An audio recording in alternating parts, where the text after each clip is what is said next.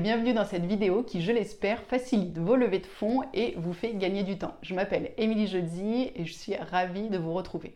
Aujourd'hui, c'est donc la deuxième partie de cette petite capsule vidéo que j'ai intitulée Voilà l'été. Et donc l'idée, si vous n'avez pas vu la première, c'était simplement de vous donner des petits conseils d'actions que vous pouvez mener pendant l'été lorsque c'est plus calme, que l'activité se ralentit un petit peu. Donc tout de suite, le premier conseil que je peux vous donner, c'est de préparer une communication originale pour souhaiter une bonne rentrée à vos donateurs, à vos partenaires. Quand je dis communication originale, c'est autant sur le fond que sur la forme. En effet, j'ai reçu une fois une carte de bonne année en septembre qui souhaitait une bonne année pour l'année scolaire en fait. Et vous voyez, ça a marqué mon esprit parce qu'on a l'habitude d'avoir des cartes de bonne année en janvier qui nous souhaitent les meilleurs vœux et santé, réussite, etc.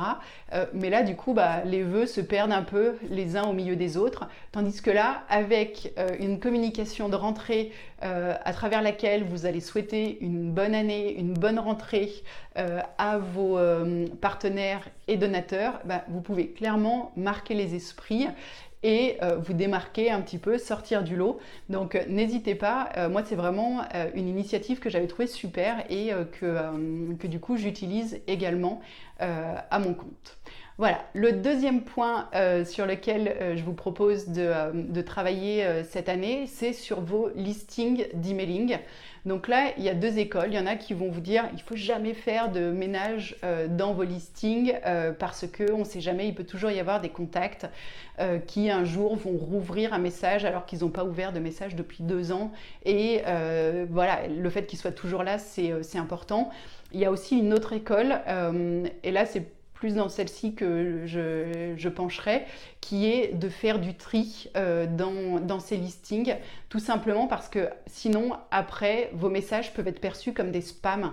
Quand il y en a trop qui ne sont pas ouverts, du coup, tout ce qui est informatique, les machines, etc. Je vous avoue que je n'y connais absolument rien sur ces aspects-là, mais je sais que du coup, lorsque trop de messages ne sont pas ouverts, effectivement, vos mails peuvent de plus en plus être considérés comme des spams, et donc en fait, même les gens qui sont intéressés par vos messages, pour qui c'est pertinent, qui il est pertinent d'écrire, peuvent ne pas voir vos messages parce qu'ils en viendraient à partir directement dans leur boîte spam ou commerciale.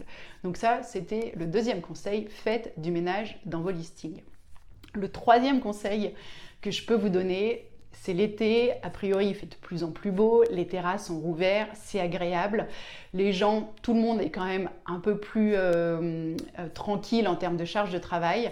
Donc prenez le temps d'inviter vos partenaires à un déjeuner. Ou ça peut être un petit déjeuner en terrasse, peu importe, mais prenez le temps de passer un moment hors d'une salle de réunion, hors d'une réunion Zoom ou Teams, pour échanger, rencontrer vos partenaires, faire le point sur votre relation, etc. Mais vraiment dans un cadre informel pour nouer des relations humaines. On l'a déjà vu dans d'autres vidéos, des partenariats entre une association ou une ONG et une entreprise, c'est avant tout des relations humaines. Donc cultiver ces relations, et notamment pendant l'été, c'est le moment idéal pour le faire. Voilà. Enfin, le troisième conseil, je l'ai oublié, je vous demande un instant. Et en plus, c'est pas le troisième, c'est le quatrième conseil. C'est vous pouvez, pendant l'été, prendre du temps pour commencer à réfléchir à votre campagne de fin d'année. Donc effectivement, on le sait tous, la fin d'année, c'est la période la plus propice pour lancer des campagnes de levée de fonds. Et quand je dis fin d'année, on ne parle pas du mois de décembre.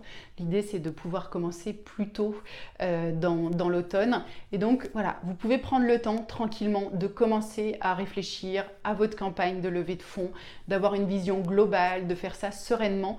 Donc, n'hésitez pas à y consacrer un peu de votre temps.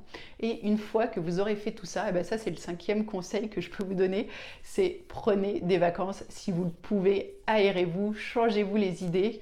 Et voilà, faites vraiment un break pour pouvoir reprendre à la rentrée en pleine forme, tout bronzé, de bonne humeur.